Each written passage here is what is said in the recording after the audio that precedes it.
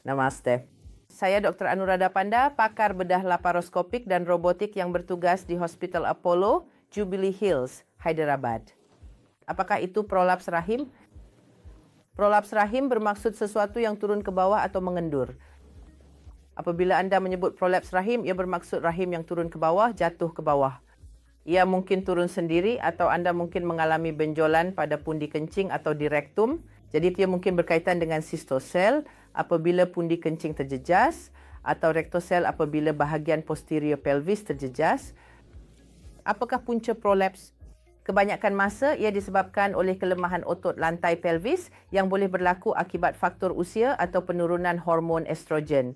Ia boleh berlaku jika seseorang mempunyai bilangan anak yang ramai, bersalin secara sukar, dan ia juga boleh berlaku jika seseorang mengalami sembelit kronik atau batuk kronik.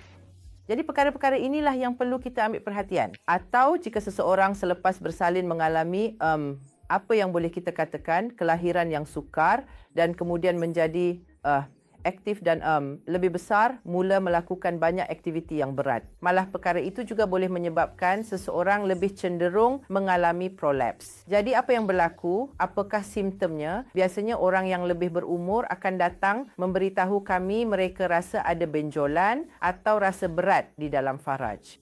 Mereka rasa sukar untuk membuang air kecil. Mereka perlu menolak sesuatu ke dalam untuk membuang air kecil atau ketika membuang air besar juga sukar dan kemudian mereka nampak ada benjolan. Inilah simptom-simptom biasa yang kami temui. Jadi apa yang perlu dilakukan? Pertama sekali, pencegahan.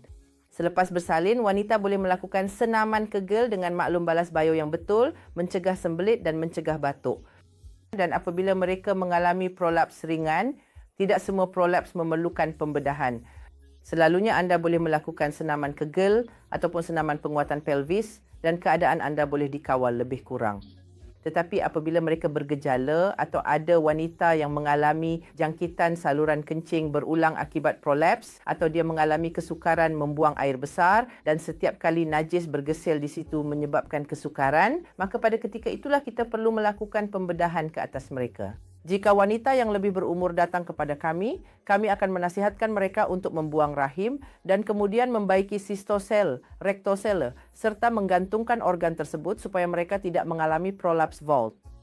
Tetapi selalunya apabila wanita yang lebih muda datang, jika dia ingin mengekalkan rahimnya, itu juga boleh dilakukan. Rahim boleh dipasangkan semula. Inilah yang kita panggil hysteropeksi. Kita akan memfikskan rahim sama ada dari bawah melalui ligamen sacrospinous atau melakukan kolpopeksi dari atas dan dengan itu dia masih boleh mempunyai rahim serta boleh melahirkan anak tetapi prolaps boleh berlaku semula.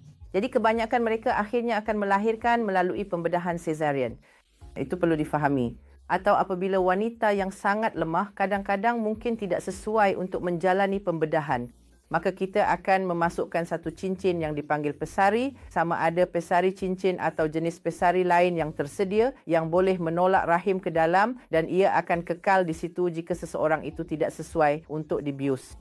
Jadi ia bergantung kepada keadaan. Anda perlu berunding dengan doktor anda sekiranya anda mengalami prolaps, sama ada anda boleh mencuba senaman menggunakan cincin atau anda memerlukan pembedahan sama ada dengan membuang rahim atau mengekalkan rahim. Terima kasih.